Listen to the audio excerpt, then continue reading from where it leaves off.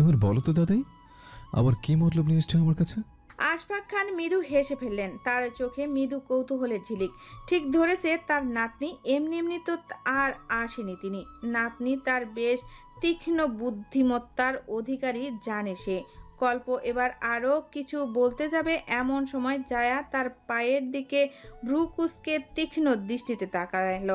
চোখের এক প্রকার বিদ্রুপের ছাপ। কয়েক মুহূর্তের তীক্ষ্ণ দৃষ্টিতে কল্পের পায়ের দিকে তাকিয়ে থেকে হঠাৎ ওপরে হাত দিয়ে তার পায়ের চিমটি কেটে দিল। কল্প সামান্য চমকে উঠল বোধহয়, তবে কোনো অভিব্যক্তি প্রকাশ করল না। জায়া এবার আরো ক্ষিপ্ত। তার মনে হলো এই লোকটা শুধু তাকে বিরক্ত করার জন্যই জন্মেছে। হাতটাকে মুক্ত করার জন্য আরো একবার ঝাঁকুনি দিল, কিন্তু তাতে কোনো লাভ হলো না।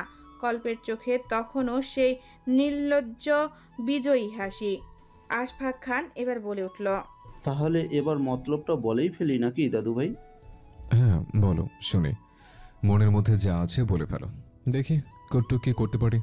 জায়ার হাতের উপর থেকে পা সরিয়ে আশফাক খানের পাশে বসতে বসতে বলল কল্প।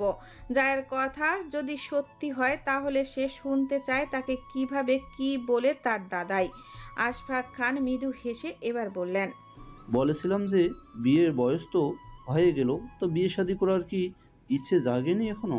তার এ কথা শুনে জায়া মনে মনে বলল, উম কত ঢং, ঢং দেখলে আর বাঁচি না। কল্প শীতল চোখে আশফাক খানের দিকে তাকিয়ে বলল, বিয়ের বিষয়টা আপাতত আমার মাথায় নেই দাদাই। বলতে পারো কাজের দুনিয়া এত ব্যস্ত যে মাথাতে আসেনি। বুঝলাম, কিন্তু শুধু কাজ দিয়ে তো জীবন চলে না দাদু ভাই। জীবনটা সুন্দর করে গুছিয়ে দেওয়ার জন্য তো একটা আপন মানুষ দরকার, তাই নয় কি? তুমি এত কথা ঘুরানো শিখলে কবে? যা বলবে সোজা সোজা বলো না, কি বলতে চাইছো? হো হো করে হাসলেন আশফাক খান। এবার একদম সোজা সাপটা কল্পের চোখে চোখ রেখে বললেন, তোমার মনে আছে কিছুদিন আগে বলেছিলে তোমার পছন্দের কেউ নেই, তাই এবার আমরা তোমার জন্য মেয়ে দেখেছি। কল্প স্বাভাবিকভাবেই কিছু না জানার ভান করে বলল, আর মেয়েটাকে? যদি বলি মেয়েটি জায়া, তাহলে কি অমত করবে? আমাদের বড়দের মধ্যে কথা হয়েছে, আমরা বড়রা সবাই চাই তোমার আর জায়ার বিয়ে হোক। বেশ স্বাভাবিক থাকলো কল্প, তবে চোখে মুখে হতাশার ছাপ পড়েছে যেন একটুখানি। সে কিছু সময় নীরব থেকে ঠান্ডা মাথায় বলল, আর তোমার মাথায় এমন ভাবনা এলো কি করে? ছোট থেকে আমরা একে অপরকে ভাইবোন বলেই জানি, তারপরও কথায় ঠোকাঠুকি লেগে যায়। সেখানে বিবাহিত কাপল, বিষয়টা ফানি মনে হলো না? হঠাৎ ভাইয়া থেকে ছাইয়া আর বোন থেকে বউ বানাতে চাইছো কেন? এমন কথায় জায়া নিজের রাগ বিরক্তির মধ্যেও ঠোঁট টিপে হেসে ফেলল। মনে হচ্ছে একদম ঠিক জবাব দিয়েছে এবার কল্প।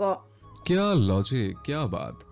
মনে মনে বিড় করে একা একাই হাসতে লাগলো সে। কল্পের এমন কথায় আশফাক খান বোধহয় নিজেও মজা পেলেন। কল্পের ঘাড়ে এক হাত রেখে বললেন, লজিক তো বেশ ভালোই দিয়েছো, কিন্তু তুমি কি জানো কোথার টুকাটুকিও ভালোবাসার এক অংশ? তোমার দাদি আর আমি এরকম কত করি তার হিসাব নাই। আচ্ছা, মানলাম এটা ভালোবাসার একটা অংশ, কিন্তু এটা তো ভাই বোন অব্দি সীমাবদ্ধ দাদু। কে বলেছে সীমাবদ্ধ? এখন ভাই বোন হয়ে কোথার টুকাটুকি করো, তখন বউ বর হয়ে করবে, যেই লাউ সেই কদুই হলো।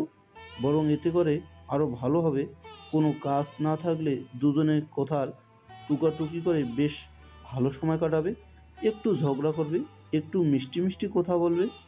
এতটা বোঝানোর চেষ্টা করেও যেন কল্প এবার হতাশ হলো। সে গোপনে দীর্ঘশ্বাস ফেলে মনে মনে বলল, আল্লাহ কি মুসিবত!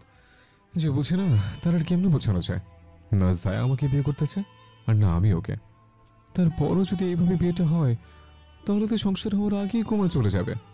এখন বড়দের মুখের উপর কথা বললে সরাসরি না করাও বেয়াদবি হয়ে যাবে, যা তারা কেউই করতে পারবে না। তাহলে উপায় কি? ওইদিকে জায়া কল্প আর আশফাক খানের কথার লজিকের যুক্তি দেখে হতাশ হয়ে মেঝেতে মাথা ঠুকছে। মনে মনে নিজেকেই গালি দিচ্ছে, বিড়বিড় করছে, আর কোনোদিন কারো কপাল নিয়ে ঠাট্টা তামাশা করবো না আল্লাহ। ভুল হয়ে গেছে, এবার আমার কপালটা বাঁচিয়ে দাও প্লিজ। তার ভাবনার মাঝে আশফাক খান আবার বললেন, সময় আছে ভাবো, তোমরা যথেষ্ট সময় পাবে একে অপরের সাথে বোঝাপড়া করার জন্য। বড়দের উপর বিশ্বাস করো তো। তারা নিশ্চয় তোমার ভালোটাই ভাববে, তাই নয় কি? কিন্তু দাদাই, আমার বিশ্বাস তুমি অনেক বুঝদার গল্প।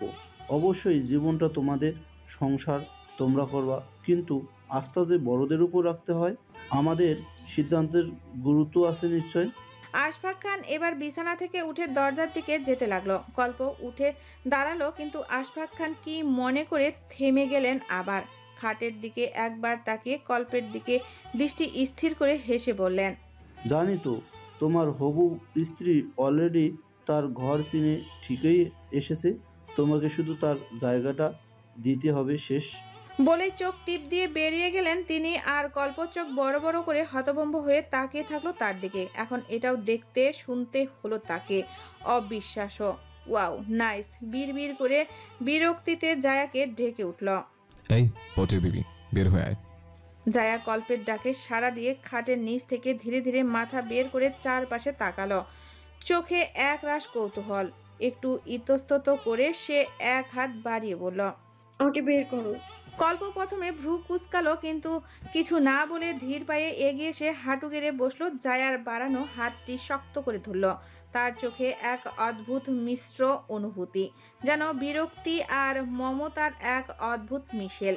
জায়া ধীরে ধীরে বের হয়ে আসতে লাগলো, কিন্তু শেষ অসাবধানতার মুহূর্তে খাটের পায়ার সাথে মাথায় জোরে ধাক্কা খেল।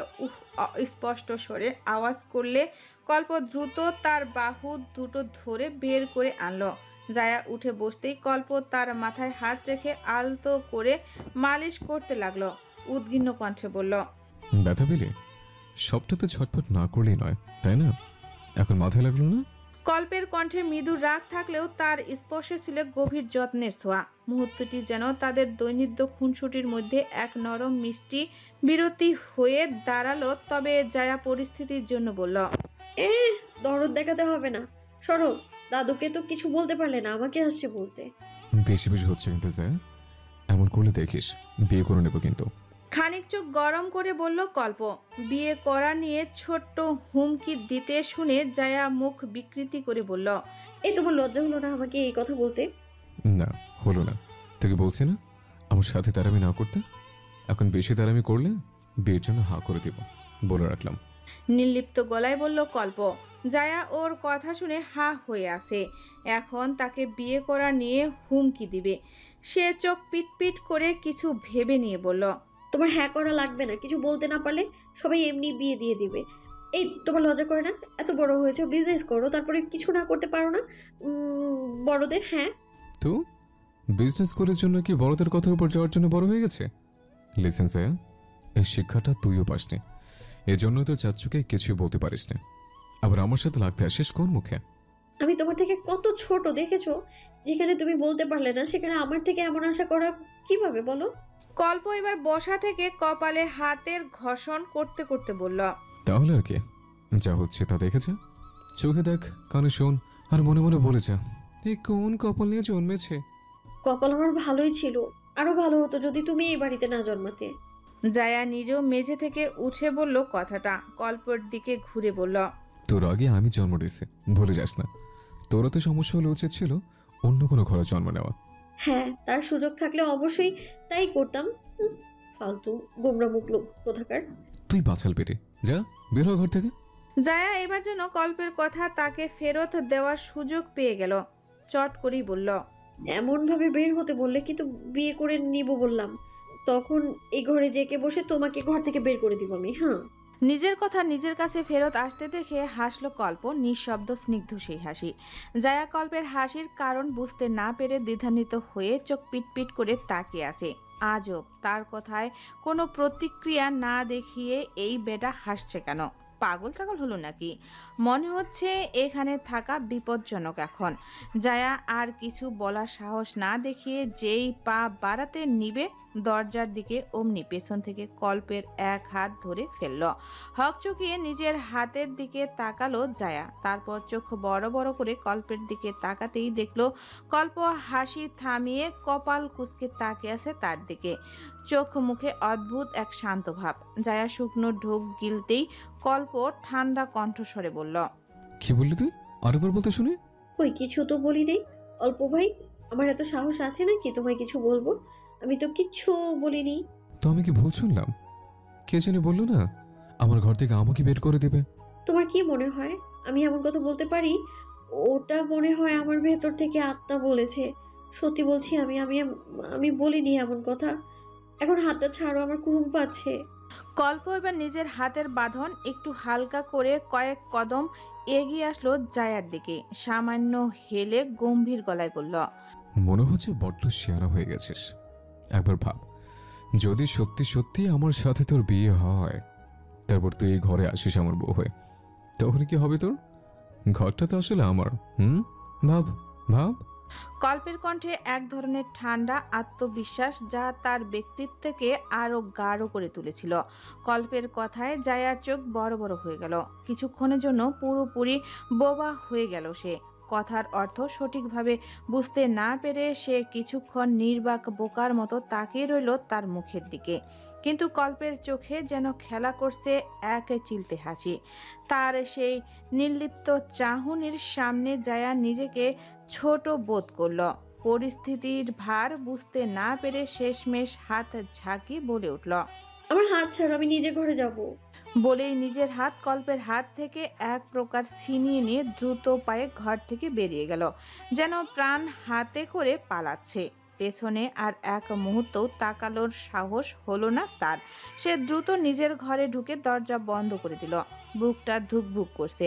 ভেতরে এক অজানা ভয় আর অস্বস্তি যেন তাকে তাড়া করে ফিরছে। দরজার সামনে দাঁড়িয়ে কিছুক্ষণ দম নিল, তারপর ধপ করে বিছানায় বসে পড়ল।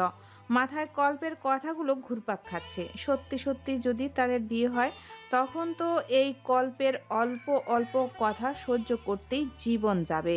ওইদিকে কল্প জায়ার পালিয়ে যাওয়া দেখে নিজ মনেই হেসে ফেলল। মেয়েটার অবদ্ধতা যেমন তাকে মাঝে মাঝে রাগিয়ে দেয়, তেমনি তার চঞ্চলতা অবুঝপনার মাঝে মাঝে তাকে হাসতে বাধ্য করে। কিন্তু এখন তাদের সম্পর্কের মোড় যেদিকে যেতে চাইছে, তার জন্য তারা কেউই প্রস্তুত নয়। এই সম্পর্কের দিকে কি এগোনো ঠিক হবে? আপন মনেই নানান ভাবনায় এসে ঘিরে ধরল কল্পকে। বাড়ির সবাই তাদের সম্পর্ক নিয়ে সিদ্ধান্ত নিয়েছে, মানে অনেক ভেবেই নিয়েছে, কিন্তু তারা ভাবতে পারছে না কিছু। সময় তখন ভোর ৬টা। ভোরের আলো আস্তে আস্তে রাতের অন্ধকারকে বিদায় জানাচ্ছে। সকালের পূর্ব দিগন্তে সূর্যের লামিয়া ছড়িয়ে পড়ছে। পাখির কুঞ্জন আর শিশিরের ঝরে পড়া শব্দে পরিবেশটা আরও সজীব হয়ে উঠেছে। চারিদিকে প্রকৃতি যেন এক নতুন দিনের আগামী বার্তা দিতে ব্যস্ত, তেমনি খানবাড়ির আঙ্গিনাও এই দৃশ্যপটের অংশ। রাতের নিস্তব্ধতা কাটিয়ে উঠেছে বাড়িটি। সবাই ইতিমধ্যে ফজরের নামাজ আদায় করে নিয়ে কেউ আর না ঘুমিয়ে নিজের নিজের কাজে মন দিয়েছে। বাড়ির মহিলারা রান্নাঘরে ব্যস্ত। সকালের নাস্তার আয়োজন চলছে পুরো দমে। কল্পনা ও এজিয়া মিলে কিচেনে কেউ চা বসিয়েছে, তো কেউ আবার নাস্তা তৈরি করছে। মারিয়া ড্রয়িং রুমে মেয়ের পেছন পেছন ছুটে চলছে। আজ মেয়ে তার সকাল সকাল জেগে উঠে যেন বাড়ি মাথায় করছে। মুখ ধুবে না জন্য ছোটাছুটি করছে এদিকে ওদিকে। অন্যদিকে বাড়ির পুরুষেরা নিজেদের মতো সক্রিয়। আবরার খান, আশফাক খান নিজেদের মধ্যে কথা বলতে বলতে বাগানের সরু রাস্তায় ধীরে ধীরে হাঁটছে, শরীর আর মনের সতেজতা পেতে। আবির খান ব্যায়াম করছেন এক পাশে দাঁড়িয়ে। হিমান, আফরাজ, কল্প, হেমায়েত হয়তো নামাজ শেষে আবার ঘুমিয়ে পড়েছে নিজ নিজ ঘরে। তাদের কথাও দেখা যাচ্ছে না। জায়া নিজেও নামাজ পড়ে প্রতিদিন আবার ঘুমিয়ে পড়লেও আজ না ঘুমিয়ে ছাদে এসেছে সকালের ঠান্ডা হাওয়ায় শরীর মন তাজা করতে। সে প্রাণ ভরে শ্বাস নিচ্ছিল আর চারপাশের শান্ত নিরিবিলি পরিবেশ উপভোগ করছিল। কিন্তু তারই মধ্যে ছাদে উঠে আসলেন মরিয়ম বেগম। সে ছাদের ছোট ছোট ফুলের টবে পানি দিতে লাগতেই জায়া কিছুক্ষণ তাকিয়ে থেকে চোখ মুখ কুঁচকে বললে, এত সকাল সকাল গাছগুলোকে পানি দেয়া কি খুব জরুরি দাদি? এগুলো তো বেলা করে দিলেও হয়। তাহলে তোকেও সকালে খাবার না দিয়ে 11টা 12টায় দিব, তাহলে চলবে? চলবে কি বলছো? আমার তো দৌড়াবে, কারণ আমি সকাল সকাল এমনিতেও খাই না নিজের ইচ্ছায়। পিছন ঘুরে চোখ গরম করে তাকালেন এবার মরিয়ম বেগম। জায়া তা দেখে মেকি হাসি দিল একটা। তাদের ছাদটা বেশ বড়সড়। এক পাশে খোলা ছাদ হলেও অপর পাশে একটা বিশাল বড় ফাঁকা রুম করা আছে। হঠাৎ সেখানে থেকে ধপাধপ আওয়াজে আসলেই জায়া সেদিকে তাকায় ভ্রু কুঁচকে। ওইটাই তো এখন হেমায়েত ব্যাডমিন্টন প্র্যাকটিস করে, তার জন্য সব সরঞ্জামের আয়োজন আছে। মনে হচ্ছে আজ আর না ঘুমিয়ে প্র্যাকটিসে লেগে আছে। জায়া সেদিকে এগিয়ে দেখে, তার ধারণাই ঠিক। বিশাল রুমের এক পাশ জুড়ে স্বচ্ছ কাচের স্লাইডিং পার্টিশন, যা বাইরে থাকা লম্বা বারান্দার সঙ্গে সংযুক্ত।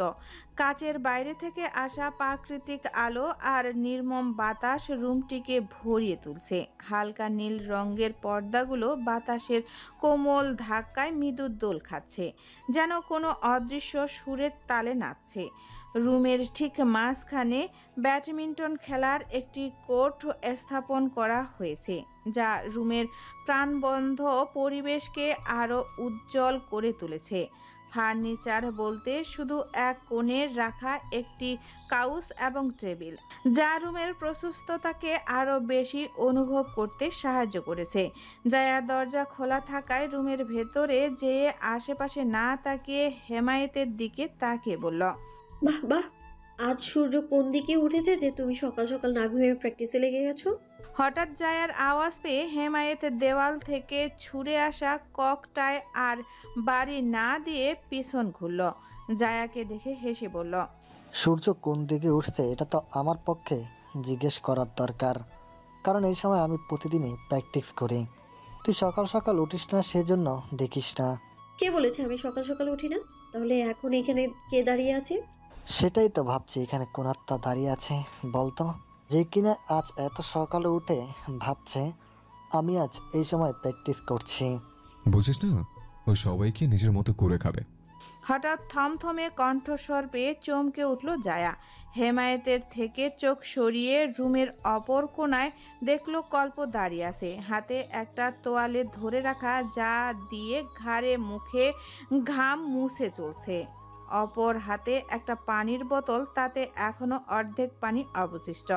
কল্প এতক্ষণ হেমায়েতের সাথেই খেলছিল। বেশ কিছুক্ষণ খেলার পর ক্লান্ত হওয়ায় পানি খেতে ওই দিকটায় সরে গিয়েছিল, যার ফলে জায়ার নজরে আসেনি। ধ্যান ভাঙল জায়ার। কল্পের খোঁচা কথা শুনে জায়া বলল, আমি কুড়ে হলে তুমিও কুড়ে, কারণ রতনের রতন চেনে। তুমি কুড়ে, তাই আরে কুড়িকে চিনে নিয়েছো তুমি। বাহ! হো হো করে হেসে ফেলল হেমায়েত, বলল, কি লজিক তোর যাওয়া, গল্পকে করে বানিয়ে দিলি নিমিষে। বানিয়ে দেওয়ার কি আছে? আমি শুধু যুক্তি দিলাম মাত্র। মুখ ভেঙচি দিয়ে বলল জায়া। ওর কথায় কল্প শান্ত মুখে জায়ার দিকে এগিয়ে আসলো ধীর পায়ে। ওর কাছে এসে স্বাভাবিকভাবেই বলল, আচ্ছা তাই, ওকে, তুই অনেক পরিশ্রমী, যা আজ আমার বদলে তুই অফিস যাবি। ভয় নেই, চাচা দাদারই তো অফিস নাকি? কেন, আমার কি ঠেকা পড়ছে আমি অফিসে যাব? এই না বললে তুই অনেক পরিশ্রমী। হ্যাঁ অবশ্যই, তাই বলে আমাকে অফিস যেতে হবে? তো পরিশ্রমীরা কি সারাদিন ঘরে বসে পায়ের উপর পা তুলে খায়? আমি খাই কারণ বাপ দাদা ভাইদের এত এত টাকা, এগুলো আমি না শেষ করলে আর কে করবে বলো? এমন কথায় হেমায়েত এগিয়ে এসে কল্পের দিকে তাকিয়ে মৃদু হেসে বলল, হ্যাঁ সেই তো, একদম ঠিক বলেছে। যা, ওর কি কাজ করার দরকার আছে? ও এমনিতেই বড়লোক, তারপরে কয়েকদিন তো হাজব্যান্ডের নামও যুক্ত হবে, টাকা আর ডাবল। আর আমাদের যা আর রানী আরো বড়লোক। হঠাৎ হাজবেন্ড শব্দ শুনে চোখ বড় বড় করে তাকালো জায়া। মনে মনে বার কয়েক হাজবেন্ড উচ্চারণ করে কল্পের দিকে তাকালো। মাথায় হানা দিল রাতের সব কথাবার্তা। হেমায়েত মিটিমিটি হাসছে, যা দেখে কল্প ওর দিকে চোখ গরম করে তাকিয়ে আছে। জায়া আর কি বলবে বুঝতে না পেরে দ্রুত সেখান থেকে যাওয়ার জন্য পা বাড়ালো দরজার দিকে, কিন্তু এখানেই বিপত্তি। বেশি তাড়াহুড়ায় লজ্জায় পায়ে পায়ে বাড়ি খেয়ে পড়ে যেতে নিলেই কল্প চট করে সামনে তাকিয়ে ওর হাত ধরে ফেলল। জায়া নিজেকে সামলে নিয়ে সোজা হয়ে দাঁড়াতেই কল্প বিরক্ত হয়ে বলল, দেখে শুনে চলতে পারিস না? সবসময় তো তারা কিসের, হ্যাঁ? এক্ষুনি ফ্লোরে পড়ে একটা অঘটন ঘটিয়ে ফেলতে। কল্পের বিরক্তি ভরা কণ্ঠস্বর যা মনে হলো মেঘের গর্জনের মতো বাজল। কল্পের বিরক্তি মেশানো সে কথা শুনে জায়া টলমল পায়ে নিজের ভারসাম্য কোনো রকম সামলে নিল। বড় করে স্বস্তির শ্বাস নিয়ে কল্পের দিকে কটমট করে তাকিয়ে বলল, না, চলতে পারি না দেখে শুনে। হাত ছাড়ো আমার, নিচে যাব আমি। হেমায়েত ওদের কথার মধ্যে মিটিমিটি হাসছে, যেন এর দৃশ্য তার জন্য এক প্রকার বিনোদন। সে হাতের ব্যাটটা ঘোরাতে ঘোরাতে অন্যদিকে চলে গেল, পাশে কাটিয়ে সাথে গুনগুন করে গানও গাইতে লাগলো, যেন তাদের একা কথা বলার সুযোগ করে দিল সে। কল্প হেমায়েতকে সরে যেতে দেখে সুযোগটা লুফে নিল। কয়েক কদম এগিয়ে একদম জায়ার কাছ ঘেঁষে দাঁড়িয়ে গেল, তবে হাতটা ছাড়ল না, বরং আরো শক্ত করে ধরে জায়ার চোখে চোখ রেখে ধীর কণ্ঠে বলল, যদি না ছাড়ি? জায়ার হাতটা টেনে অজানা এক কারণে চেপে ধরল। সে চোখ পিটপিট করে তাকিয়ে রইল কল্পের দিকে।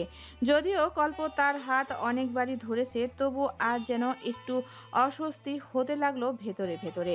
সে অপ্রস্তুত হয়ে কল্পের শক্তপোক্ত হাতের বাঁধন থেকে নিজের হাতটা ছাড়ানোর জন্য ছটফট করতে লাগলো।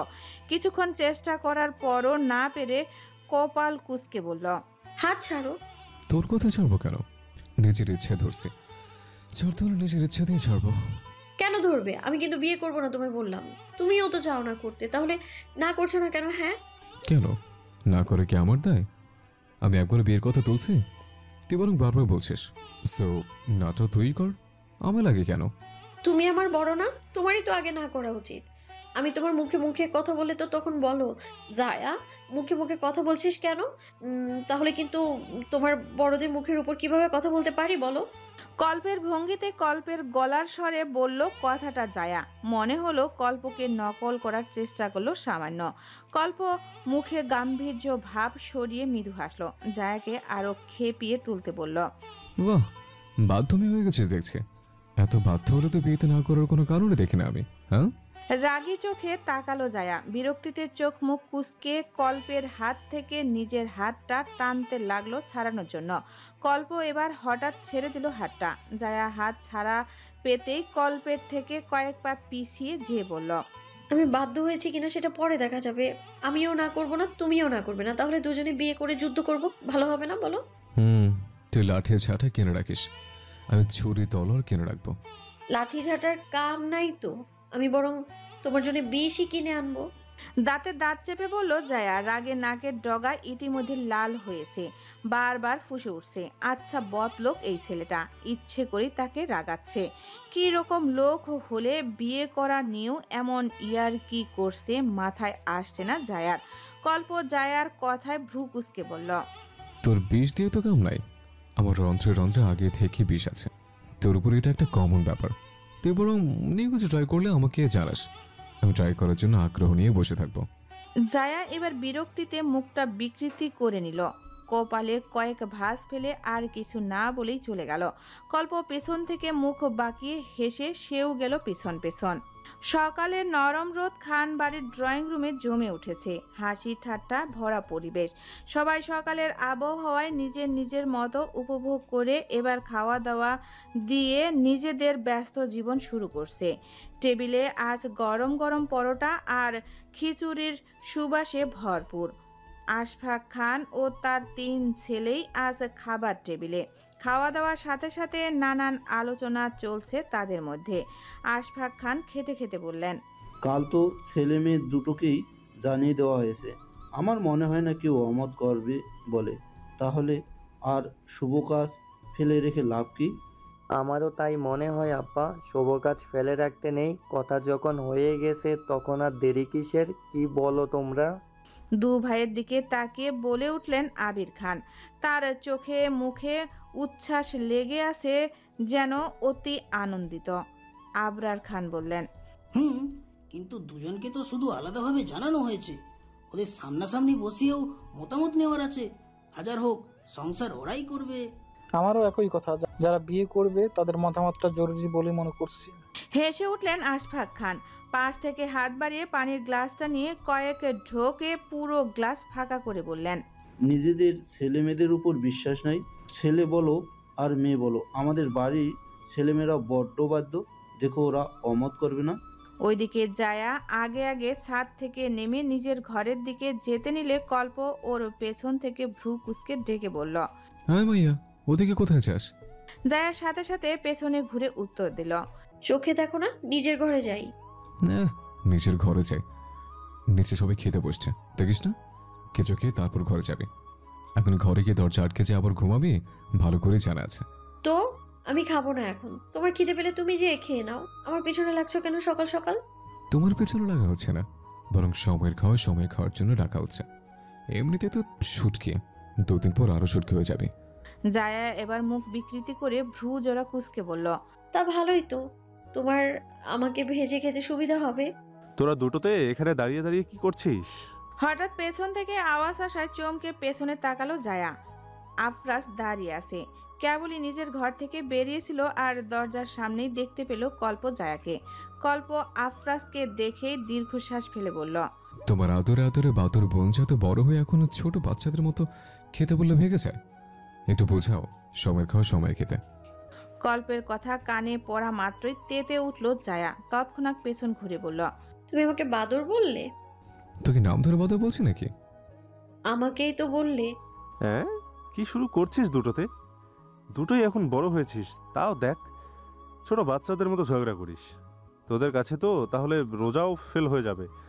চল চল, দুটোই নিচে চল। খাওয়া দাওয়া শেষে দেখছি কে বাদর আর কে কি। দুজনের কথায় বিরক্ত হয়ে বলল আফরাজ। যাদের বিয়ের কথা চলছে তারা কথায় কথায় একজন আরেকজনের পেছনে লাগছে। পরবর্তীতে কি যে হবে ভেবে পায় না আফরাজ। সে চোখ পাকিয়ে দুজনকেই নিচে নামল।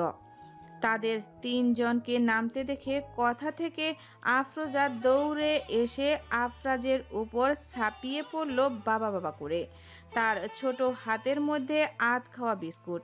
আফরাজ হেসে মেয়েকে কোলে তুলে ডাইনিংয়ের দিকে যেতে লাগলো।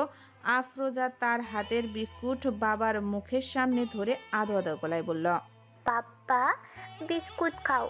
বলে বিস্কুটটি মুখের মধ্যে দিতে গেলে আফরাজ বাধা দিয়ে বলল, পাপা বিস্কুট খায় না, তুমি খাও।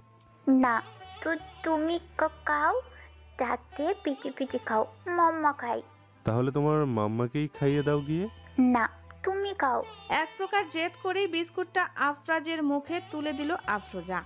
আফরাজ আর উপায় না পেয়ে কোনো মতে বিস্কুট থেকে সামান্য অংশ কামড়ে নিল। হি করে হাসতে লাগলো আফরোজা, যেন যুদ্ধ জয় করলো সে। পরপর বাবার চোখে, গালে, পুরো মুখে যেখানে পারল টুপ টুপ করে চুমুকতে ভরে দিয়ে নেমে গেল কোল থেকে। আফরাজ 2 হাতে গাল মুছতে লাগলে জায়া খানিক পিছিয়ে এসে বলল, আহা, গাল মুছে ফেলছো কেন? মেয়ে কত সুন্দর আদর করে গেল, পছন্দ হলো না? আফরাজ গাল মুছতে মুছতে বলল, কত সুন্দর আদর করে গেল না কি? কি এমন একটা হলে বুঝবা। শেষে টেনে টেনে বলল আফরাজ। যা শুনে হেসে ফেলল জায়া। কল্প আগেই যে নিজের চেয়ারে বসে, এরপর আফরাজ বসে গেল। জায়া সরাসরি না বসে কিচেনের দিকে গেল দেখতে এখনো কিচেনে কি কি করছে সবাই। কিছুক্ষণের মধ্যে হিমায়তরাও এসে গেল। মারিয়া কিচেন থেকে প্লেটে করে আরও কিছু পরোটা আনলে মায়ের পেছন পেছন আফরোজা আসছে। নানান কথা বলতে বলতে পেছনে পেছনে চলছে, যেন মায়ের পিছু পিছু হেঁটেই মজা তার। মারিয়া মাঝে মাঝে হাতে তার কথার জবাব দিচ্ছে।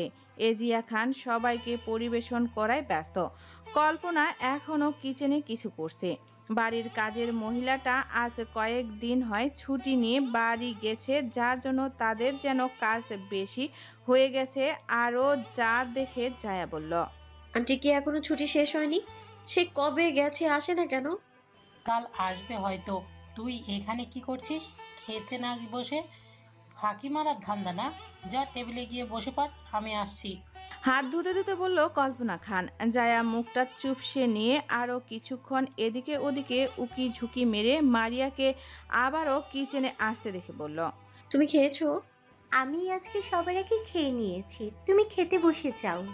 জায়া হতাশ হয়ে চলে গেল সেখান থেকে। মারিয়া হাসলো ওর যাওয়া দেখে। তার ছোট বোনটাও জায়ার মতোই ছিল, যার জন্য জায়ার প্রতি যেন তার মায়াটা একটু বেশি। সে এবার কল্পনা খানকে জিজ্ঞাসা করলো আর কিছু করতে হবে নাকি। সবার খাওয়া শেষ হলে ড্রয়িং রুমে বসো, কিছু জরুরি কথা আছে।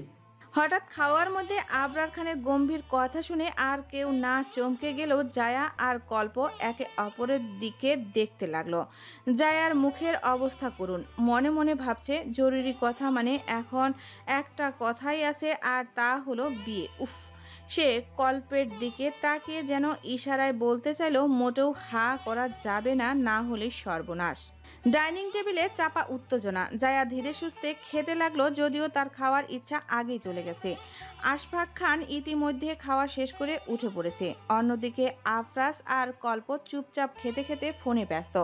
জায়া খেয়াল করলো ওরা মাঝে মাঝে অদ্ভুতভাবে একে অপরের দিকে তাকাচ্ছে। কল্পের মুখে সেই চিরচেনা গাম্ভীর্য, আর আফরাজ মিটমিটিয়ে হাসছে। জয়া ভ্রু কুঁচকে ওদের দিকে সন্দেহ ভরা দৃষ্টিতে তাকালো। এদিকে কল্প খাওয়া শেষ করে হাতের ফোনটা সাইডে রেখে এক হাতে গ্লাস আর অন্য হাত বাড়িয়ে জগটা হাতে তুলে পানি ঢালছিল। জয়া তা খেয়াল করে হঠাৎ করেই কল্পের ফোনটা তুলে নিল। কল্প পানি ঢালতে ঢালতে আর চোখে তা খেয়াল করলো, কিন্তু কিছু না বলে এমনভাবে পানি পান করতে লাগলো যেন এটা খুব স্বাভাবিক ব্যাপার। জায়া ফোনটা নিয়ে এমনিতে ঘাঁটতে লাগলো, যদিও সে দেখতে চেয়েছিল আশরাফ আর কল্প মেসেজে কথা বলছে কিনা। তারপর মনে হলো ভাইদের মধ্যে কথা, সে জানে কি করবে। সে ফেসবুকে ঢুকে গেল। নিজের আইডি লগ ইন করা থাকলেও কল্পের আইডি স্ক্রল করতে লাগলো। এর আগেও অনেকবার কল্পের ফোন ধরেছে সে। এমনিতেও কল্পের ফোনে কোনো পাসওয়ার্ড দেওয়া নেই, তাতে যেন আরও সুবিধা হয় তার।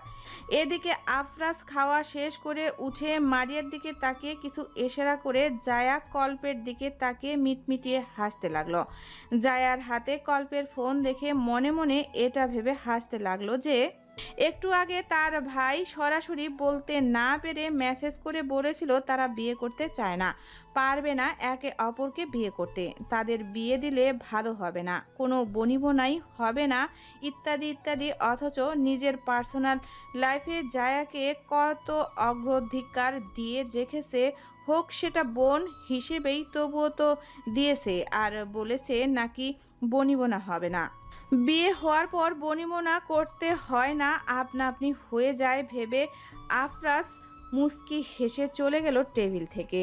কিছুক্ষণ পর মারিয়াও গেল পেছনে পেছনে, কিন্তু ড্রয়িং রুমে জায়া আর কল্পের পরিস্থিতি ছিল অন্যরকম। কল্প তার ফোন ফেরত চাইতে ধীরে ললে হাত বাড়ালো, জায়ার সামনে ভ্রুজোড়া কুঁচকে রেখেছে।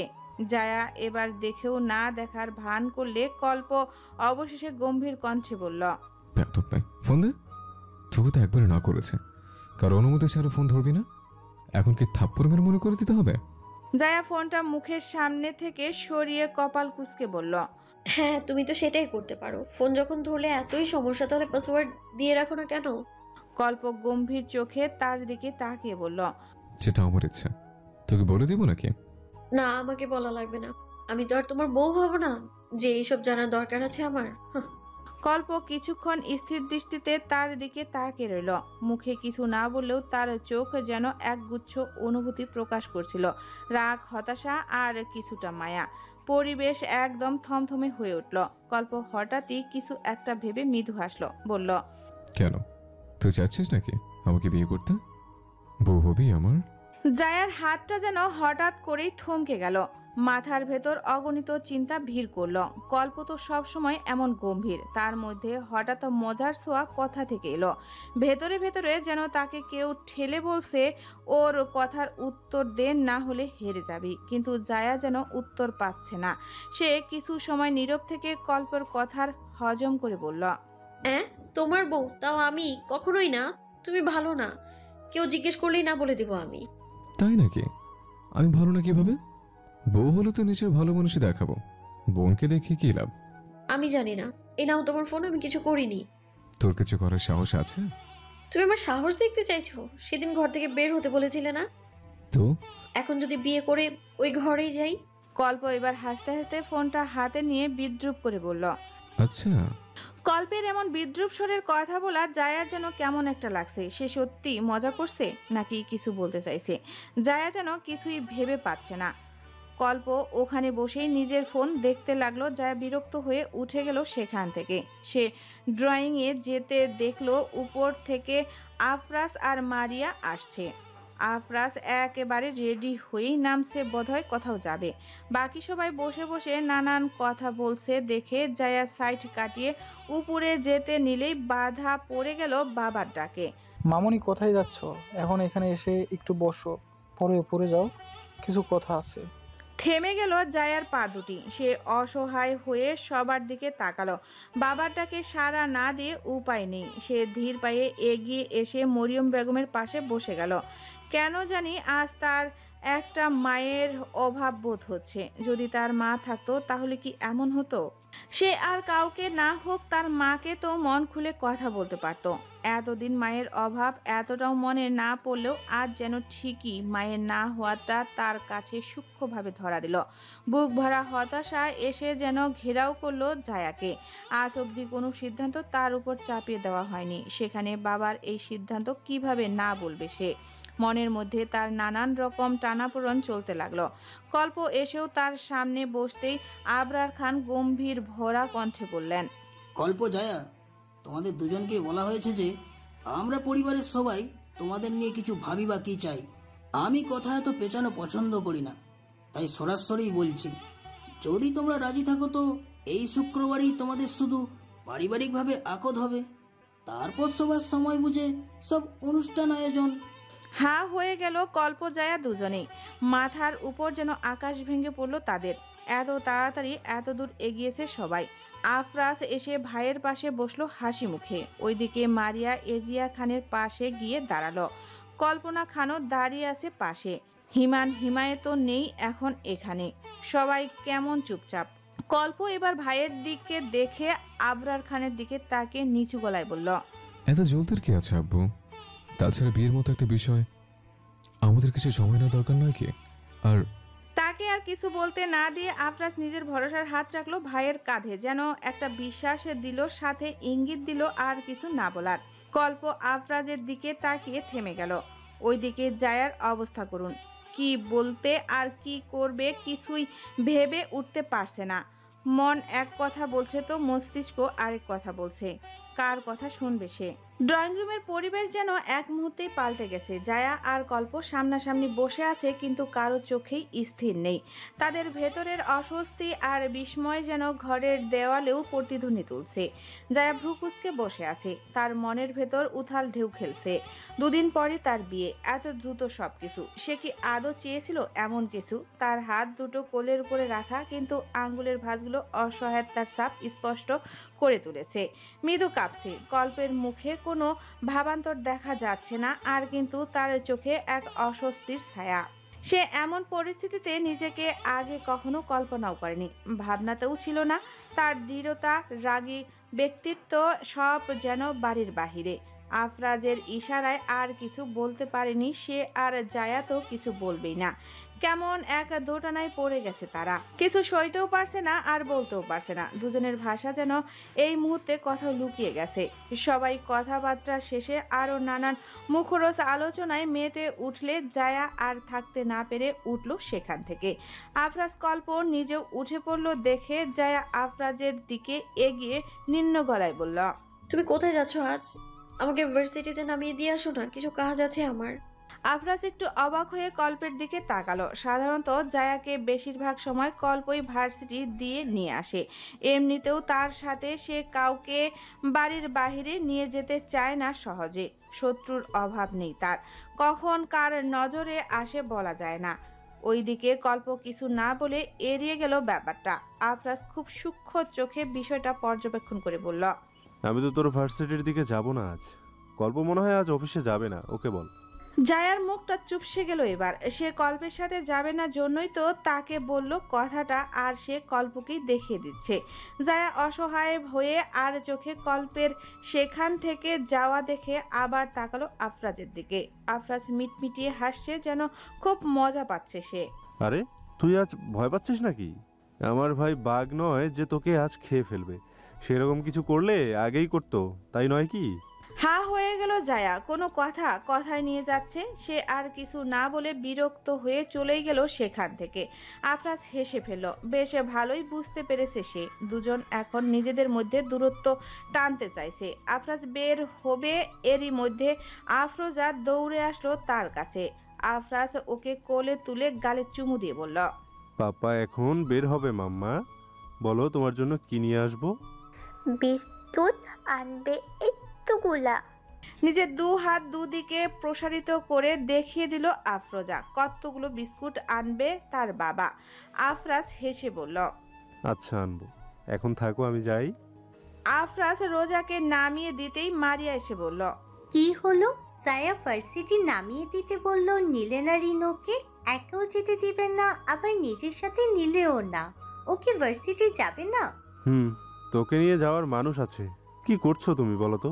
একটু দেবর ননদের দিকেও নজর দাও এবার। দুজনে দুপ্রান্তে থেকে বিয়ে করতে বসবে নাকি? আরে এত চিন্তা করুন না, দুজনে যদি সুতার দু প্রান্তে থাকে তাহলে সুতার মাঝখান থেকে টেনে বেঁধে ছোট করে দিবে সবাই। কেউ তার পালাতে পারবে না, শেষমেশ কাছেই আসতে হবে। বাহ বাহ, আমার বউজানের তো বেশ ভালোই বুদ্ধি হয়েছে। বুদ্ধি হয়েছে না, বলো আগে থেকেই ছিল। তাই বুঝি, কিন্তু আমার তো মনে হচ্ছে বউয়ের বুদ্ধি তার এই বরটার সাথে থেকে থেকে হচ্ছে। মুস্কি হেসে বলল আফরাজ। মারিয়া মুখ ভেঙচি দিয়ে বলল, আচ্ছা হয়েছে হয়েছে, তুমি সাবধানে থেকো। জায়া ধীরে ধীরে করিডোর ধরে হাঁটতে হাঁটতে নিজের মনে অনেক কিছু ভাবছিল। আর মনে তার মনের মধ্যে অদ্ভুত এক খারাপ অনুভূতি ঘুরপাক খাচ্ছিল, যেন কিছুই ঠিক নেই। কোনো কারণ ছাড়াই এক অস্বস্তি অনুভব করছিল। সে ভাবছিল যদি কোথাও পালিয়ে যেতে পারতো তবে হয়তো একটু শান্তি পেত। আর ভালো লাগছে না তার এসব। হঠাৎ কথা থেকে কি হতে চলছে ভাবলেই কেমন লাগছে। নিজের রুমের দিকে যেতে যেতে সে কল্পের রুমের পাশে এসে দাঁড়ালো। কিছুক্ষণ ভেবে মনের হলো কল্পের সাথে কথা বলা দরকার। অন্তত কিছু কথা বললে হয়তো কিছুটা প্রশান্তি মিলত। কিন্তু দরজায় টোকা দিতে গিয়ে আবার হাতটা ফিরিয়ে নিল। কিছু একটা ভেবে আটকে যাচ্ছে এক ধরনের দ্বিধা। কিছুদিন আগেও হয়তো এভাবে দ্বিধাগ্রস্ত হতো না সে, এখন কেন যেন এমনটা হচ্ছে। তার ভাবনাগুলো দ্রুত চলছে।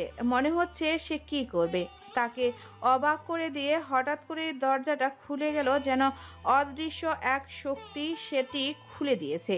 যায় একটু চমকে উঠল বোধহয় হঠাৎ এমন হওয়ায়। চোখে অবাক হওয়ার ছাপ। এই মুহূর্তে কল্পের উপস্থিতি যেন নিজেরই তার উপস্থিতি জানান দিচ্ছিল। সে পরিপাটিভাবে সাদা শার্ট এবং কালো প্যান্ট পরা, যেন ঠিক একটুখানি সময় নিজেকে সাজিয়ে ফেলেছে। শার্টটি একদম নিখুঁতভাবে তার শরীরের সাথে খাপ খাচ্ছে। কোনো ভাঁজ ছাড়াই পুরোপুরি লাগছিল, যেন এটাই তার আদর্শ পোশাক। শার্টের হাতাগুলো কোনোই অবধি কোটানো, এতে তার সুদর্শনতা আরও বেড়ে গেছে। তার চুলগুলো অত্যন্ত গোছানো, এক একটি চুল সুন্দরভাবে ঠিক জায়গায় বসানো, যেন খেয়াল করে সেট করা হয়েছে। কল্পের মুখোপায় সেই চিরচেনা গাম্ভীর্য, মনে হচ্ছিল যেন এই গাম্ভীর্য ছাড়া তার অস্বস্তি অসম্পূর্ণ।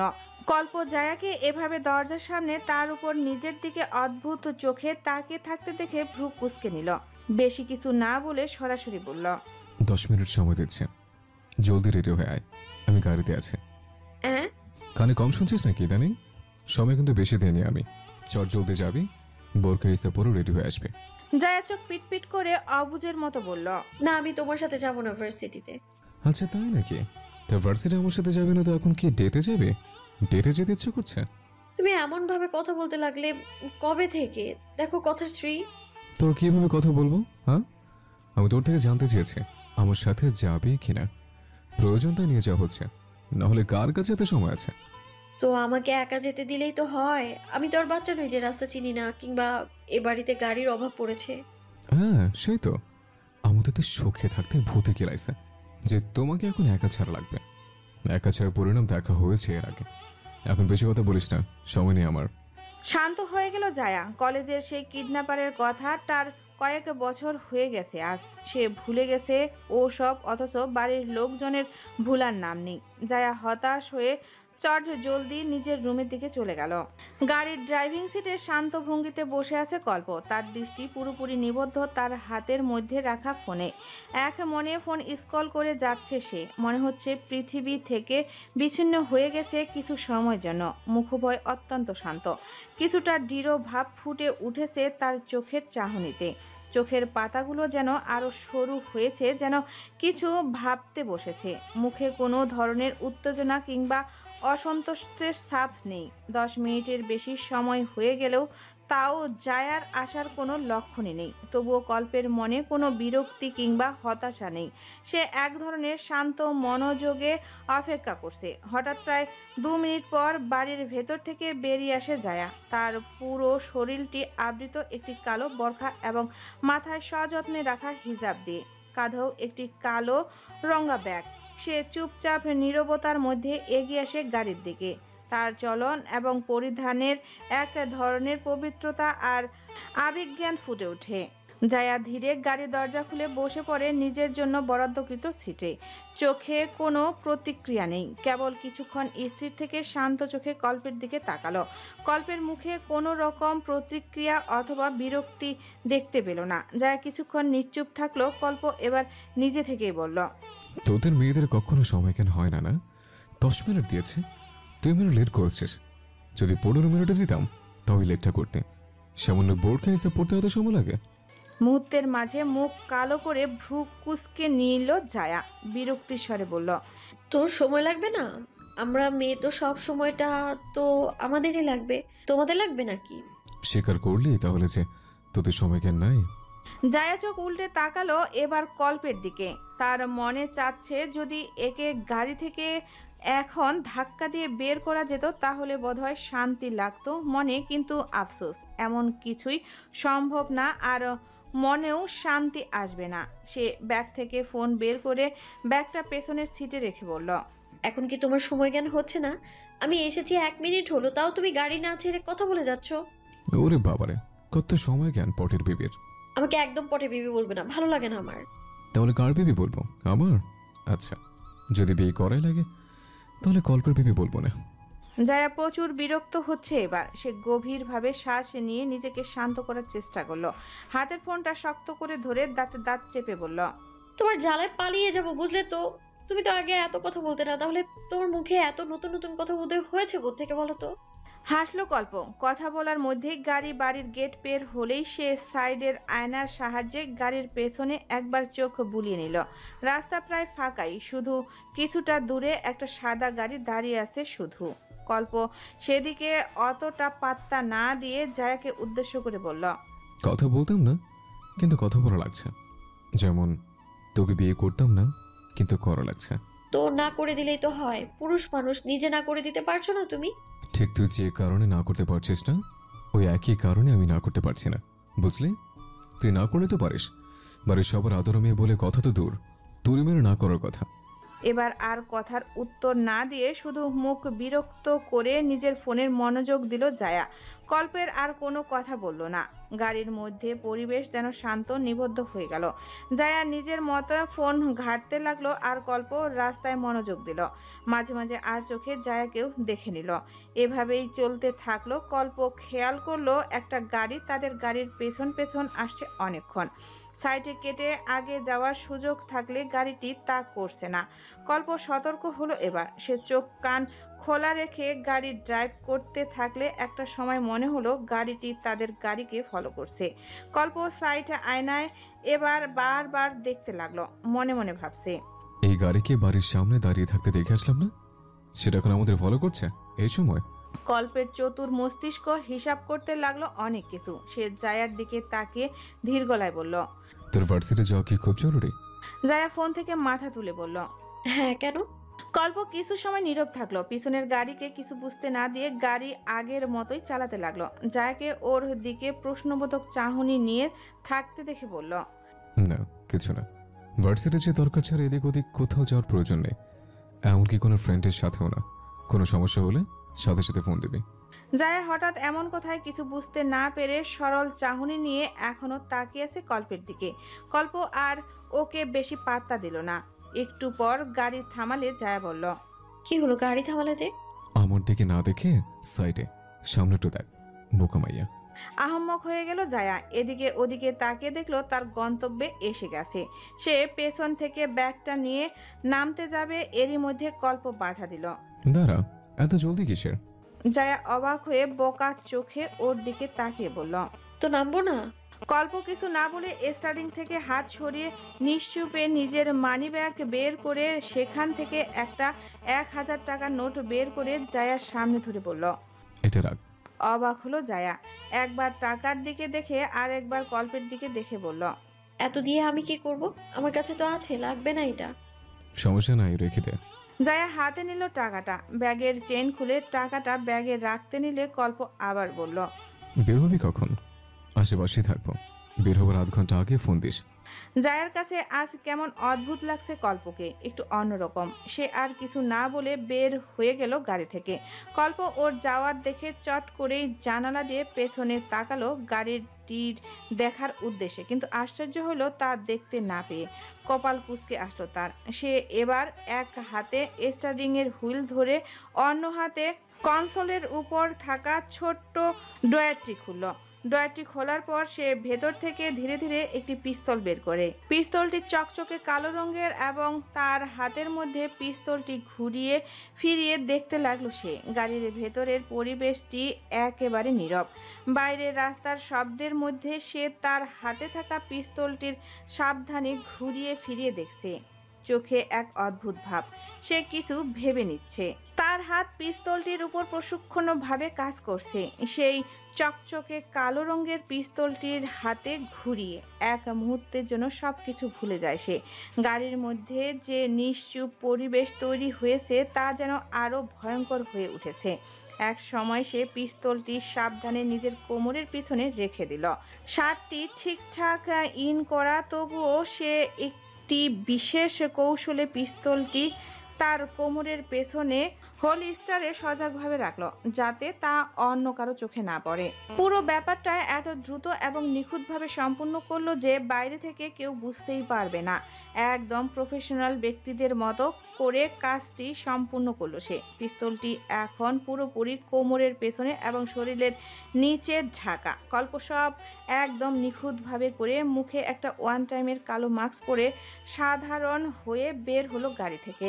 কেন জানি আজকে ব্যাপারটা তার মোটেও সুবিধার মনে হলো না। সে তার তীক্ষ্ণ চোখের আশপাশে দেখতে লাগলো, যেন খুঁজে চলল সেই গাড়িটিকে। এরই মধ্যে বিরক্তির বিষয় হলো তার দিকে প্রায় অনেকেই কেমন করে তাকিয়ে আছে। এই জন্যই সে সহজে পাবলিক প্লেসে আসতে চায় না। এদিকে গাড়িটিও আর দেখছে না। হঠাৎ কোথাও উধাও হয়ে গেল, বুঝে আসলো না তার। মনে হচ্ছে জায়া আজ না আসলেই ভালো হতো। তার ভয় তো ওকে নিয়েই। কল্প এদিকে ওদিকে হাঁটাহাঁটি করে তীক্ষ্ণ চোখে চারপাশে পর্যবেক্ষণ করলো। তার দৃষ্টি এক মুহূর্তের জন্য স্থির হচ্ছে না, যেন প্রতিটি মুহূর্তে নতুন কিছু লক্ষ্য করার চেষ্টা করছে সে। হালকা ঠান্ডা বাতাস তার গায়ে ছুঁয়ে যাচ্ছিল, কিন্তু সে তাতে বিন্দুমাত্র বিরক্তি নেই। কিছুটা সময় পার করার পর সে আরও গাড়িতে ফিরে এসে বসে পড়ল। স্টারিংয়ে হাত রেখে তার আঙ্গুলগুলো অস্থিরভাবে নাড়াতে লাগলো। কিছু গভীর চিন্তায় তাকে ঘিরে ধরেছে মুহূর্তেই। চোখে মুখে এক অদ্ভুত দুশ্চিন্তা, কপালে চিন্তার গভীর রেখা। সে পরিস্থিতি বুঝতে চেষ্টা করছে। মাথার মধ্যে একের পর এক প্রশ্নের ঝড় উঠছে। গাড়ির ভেতরের নিস্তব্ধতা তাকে আরো বেশি অস্থির করে তুলছে। মনে হচ্ছে বাহিরে কিছু ঘটছে, কিন্তু সে কিছুই দেখতে পারছে না। প্রায় নানান কিছু ভাবনা চিন্তা করেই কল্প ঠোঁট গোল করে একদম গরম শ্বাস ছাড়ে। এক ঝটকায় গাড়ি ঘুরিয়ে নেওয়ার প্ল্যান করে নিল এবার। তার মন যেন মুহূর্তেই মুক্ত হয়ে গেল। এখন কোথাও যাওয়ার তাগিদ অনুভব করছে। সে গাড়ি ঘোরাতে যাবে, এমন সময় হঠাৎ করেই তার ফোনটা কর্কশ আওয়াজ তুলে জানিয়ে দিল ফোনের উপস্থিতি। সে এক হাত স্টারিংয়ে শক্তভাবে ধরার পর অন্য হাতে ফোনটা তুলে নিল। স্ক্রিনে আলোকিত হয়েছে একটি আননোন নাম্বার, যেটি তার চিন্তাকে মুহূর্তেই বিভ্রান্ত করে তুলল। সে একটু সতর্ক হয়ে ফোনটি হাতে নিয়ে তীক্ষ্ণ চোখে দেখল, যেন জানার চেষ্টা করছে এই অচেনা পরিচিত কিসের। প্রায় কয়েক সেকেন্ড পার হবার পর সে ফোনটা রিসিভ করে কানে দিল। কিছু সময় নীরবতা চলল দুপাশে। এরপর হঠাৎ ওপাশ থেকে আওয়াজ আসলো, mister Kalp Khan, son of Abrar Khan, brother of Afraz Khan, right? এই মুহূর্তে বাড়ির সব থেকে আদরের সদস্য, চোখের মণি জায়া খানের ভার্সিটির সামনে উপস্থিত। কে বলছেন? খুব শান্ত এবং ধীর কণ্ঠস্বর কল্পের। মনে হলো ওপাশ থেকে কিছুটা ফিসফিসি হাসির শব্দ আসলো। কল্প এবার স্টারিংয়ের উপর নিজের হাত শক্ত করে ধরে চেপে ধরল। হাতের প্রত্যেকটা রক ভেসে উঠল তার। ওপাশ থেকে আওয়াজ আসলো, আমি কে সেটা কি জানা দরকার? তার আগে এটা জানা দরকার নয় কি আমার উদ্দেশ্য আসলে কি? সোজা পথে আসুন, কি বলতে চাইছেন? এখনো কত তেজ, হ্যাঁ? ঠিক আগের মতোই আছে সব। বাহ, তা তোমার সুন্দরী জায়া কে কি এখনো বোনের নজরেই দেখা হয়? এবার কল্পের রাগের মাত্রা আরো বেড়ে গেল। চোয়াল শক্ত করে দাঁতে দাঁত চেপে রেখেছে সে। মনে হচ্ছে এক মুহূর্তের জন্য তার রাগ ছেড়ে দিতে পারছে না। তবু পুরোপুরি নিয়ন্ত্রণ হারানোর পরিবর্তে সে আপ্রাণ চেষ্টা করছে শান্তভাবে কথা বলতে, যেন তার অন্তরের তিক্ততা বাইরে না চলে আসে। লোকটার কণ্ঠস্বর তাকে কোথাও কোনো এক জায়গায় বেশ কিছুটা পরিচিত মনে হচ্ছে, অনেক আগের কোনো স্মৃতি, কিন্তু ঠিক কথাই সে বুঝে উঠতে পারছে না। তার মাথার মধ্যে একের পর এক চিত্র ভেসে উঠল, কিন্তু কোনোটাই পরিষ্কার নয়। আবছা যেন সব। সে এদিকে ওদিকে তাকে কিছু একটা মনে করার চেষ্টা করতে লাগলো। নিজের মস্তিষ্কে চাপ প্রয়োগ করে কিছুক্ষণ নীরব থেকে হঠাৎই কণ্ঠস্বরটি আরো কঠিন করে বলে উঠল, নিলয়, কুত্তার বাচ্চা, তুই যার দিকে নজর দেওয়ার চেষ্টা করছিস? কত সুন্দর স্মৃতিশক্তি তোমার, ওয়াও! কিন্তু কথা হলো, আমি যার দিকে নজর কেন দিতে যাবো বলো তো? আমার নিজের তো আগে থেকেই আছে শোনা। কে চাইছিস? কি চাইছি? তুমি বোধহয় ভুলে গেছো আমার কোনো কিছুরই কমতি নেই। তবুও যদি চাওয়া পাওয়ার কথা বলো তো বলবো, তোমার এই সুন্দরী বোনকে চাইছি। আর চাইছি তোমার ভাই আফরাজের ক্ষমতা। বড্ড দাপট তার, বুঝলে তো? তার দাপটে অতিষ্ঠ আমার বাবা। কল্প এবার মুখবায় কঠিন করে তীক্ষ্ণ কণ্ঠে বিড়বিড় করে বলল, জানোয়ার, বড় দুঃসাহস দেখে ফেলেছিস তুই। ফল কিন্তু ভালো হবে না। দুঃসাহসটা বরাবরই আমার বেশি। আমার যা চাই তা তো চাই মিস্টার কল্প খান। পারলে আটকে দেখাও। Bye bye. খট করে ফোন কেটে দিল ওপাশের ব্যক্তি। কল্প কান থেকে ফোন নামিয়ে তীক্ষ্ণ চোখে একবার নাম্বারটা দেখে নিল। নিলয় মণ্ডল। একটা সময় তারা একই ভার্সিটিতে পড়েছে। একে তো 4 বছর আগে জেলে দেওয়া হয়েছিল মললেস্ট করার অপরাধে। মূলত সেই দিয়েছিল। তাহলে কল্প আর কিছু ভাবতে না পেরে চট করে গাড়ি থেকে বের হলো। সাথে জায়াকেও ফোন করতে লাগলো বারংবার, কিন্তু ফোনটা লাগছে না, বন্ধ বলছে। কল্প বিভ্রান্তিতে পড়ে গেল। ব্যস্ত পায়ে ভার্সিটির ভেতরে গেল। মাথায় একরাশ চিন্তা ভর করছে তার। ভেতরটা কেমন অস্থির হয়ে উঠেছে। সে যত দ্রুত সম্ভব ভার্সিটির ভেতরে যেয়ে জায়াকে খুঁজতে লাগলো। প্রায় 1 ঘন্টা ধরে হন্তদন্ত হয়ে খুঁজে চললেও যখন পেল না, তখন যেন সে একটু ভয় পেল। বাঁ হাতের তর্জনীর আঙ্গুল দিয়ে কপালে চিন্তিত ভঙ্গিতে ঘর্ষণ চালাতে চালাতে অন্য হাতে পকেট থেকে ফোন বের করে আফরাজকে ফোন করলো। ওপাশ থেকে রিসিভ হতেই ব্যস্ত গলায় বলল, ভাই, জায়কে পাওয়া যাচ্ছে না। আফরাজ মিটিংয়ে ব্যস্ত থাকলেও হঠাৎ এ সময় ভাইয়ের ফোন কল দেখেই রিসিভ করে নেয় তা। কিন্তু আচানক এমন কথা শুনে চকিত হতে হয় তাকে। সে সবাইকে চোখের ইশারায় কিছু বুঝিয়ে উঠে পড়ে নিজের চেয়ার থেকে। একটু দূরে যেয়ে নিম্ন আওয়াজে বলে, কি বলছিস? জায়াকে পাওয়া যাচ্ছে না মানে কি? ওপাশ থেকে কল্প সব খুলে বলে। আফরাজ বেশি কিছু না ভেবে বলল, আসছি আমি।